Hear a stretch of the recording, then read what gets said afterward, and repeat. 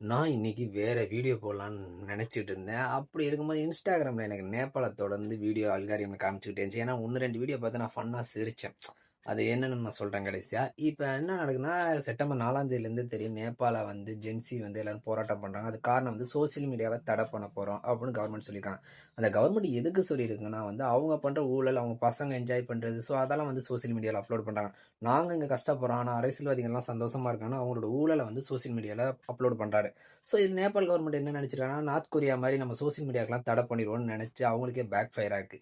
இப்ப வந்து அதனால வந்து ஜென்ஸிலாம் போராட்டம் பண்ணியிருக்காங்க. அந்த போராட்டத்துல 19 பேர சுட்டுட்டாங்க. அது சுட்டதுனால தான் போராட்டமே பயங்கரமாயிருச்சு. அப்படி இருக்க நேரத்துல வந்து இப்ப பிரைம் மினிஸ்டரா இருக்கார்ல, அவர் வீட்ல போய் அட்டாக் பண்றது இருக்கட்டும், அந்த பார்ட்டில இருக்க எல்லார் வீட்லயுமே ஃபயர் வச்சு அட்டாக் பண்றாங்க.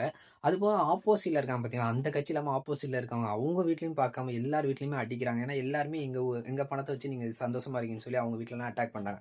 ஸோ இப்படி பார்க்கும்போது ஓகே, அவங்க நம்ம கிட்ட இருந்து புடுங்கிட்டான்னு சொல்லி அட்டாக் பண்ணலாம். அதே நேரத்துல அங்க வந்து பிசினஸ வச்சு ஒரு கார் ஷோரூம், பைக் ஷோரூம், நகைக்கடை அந்த மாரி பிசினஸ் பண்ற கடையிலயும் போய் அட்டாக் பண்ணி எல்லாத்தையும் தூக்கிட்டு போறாங்க. அத்தியாவசிய பொருள்லாம் ஆட்டைய போடுறாங்க. சிம்பிளா சொல்லணும்னா ஆட்டைய போடுறாங்க. ஸோ இது வந்து பார்த்தீங்கன்னா, போராட்டம் ஒரு நேர்மையான வழியில போயிட்டு இருக்கும்போது, இப்ப வந்து அது உச்சத்த உச்சத்தையே தொட்டாச்சு. ஆனாலும் இன்னும் போராட்டம் வந்து தப்பான நோக்கத்துக்கும் போயிட்டு இருக்கு. ஏன்னா ஒரு ஜெயில்ல வந்து 15,000 பேரு. 15,000 பேருமே வெளியில ஓடிட்டாங்க. ஸோ வந்து இப்ப நேபாள எப்படி கண்ட்ரோல் பண்ண போறாங்கன்னு யாருக்குமே தெரியல. இத வந்து ஜென்ஸில இன்னொரு சைடு வந்து ஃபன்னா என்ஜாய் பண்ணிட்டு இருக்காங்க. நெறைய பேர் போலீஸ் ட்ரெஸ்ஸ போட்டு ஜாலியா ஃபன் பண்ணிக்கிட்டு, டான்ஸ் ஆடிக்கிட்டு, உண்மையிலே சொல்லணும்னா வந்து போராட்டம்னாலே சில பிசினஸ்மேன்லாம் பயப்படுவாங்க. ஏன்னா நம்ம கடைய உடைச்சுட்டா என்ன பண்றதுன்னு.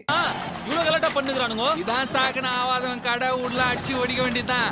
இப்ப நேபாள யார் கண்ட்ரோல் பண்ண போறாங்கன்னா, 2 இதுவா காசப்பா ஓடிட்டு இருக்கு. என்னன்னா, அங்க ராப் சிங்கரா ஒருத்தரு தனித்து எந்த கட்சி எம்பளமே இல்லாம தனித்து நின்னு ஜெயிச்சாரு. அவர் தான் பிரைம் மினிஸ்டர்ன்னு சொல்றாங்க. இன்னொருத்தவங்க வந்து முன்னாள் ஜட்ஜ் நேர்மையான ஒரு ஜட்ஜ் வந்து பிரைம் மினிஸ்டர் ஆவறதுக்கு நெறைய வாய்ப்பு இருக்குன்றாங்க. ஆனா இதுவரையுமே நேபாள வந்து பெர்மனன்ட்டா 4 இயர்ஸ் யாருமே பிரைம் மினிஸ்டரா இருந்ததே இல்லன்னு சொல்லி கேள்விப்பட்டுருக்கேன்.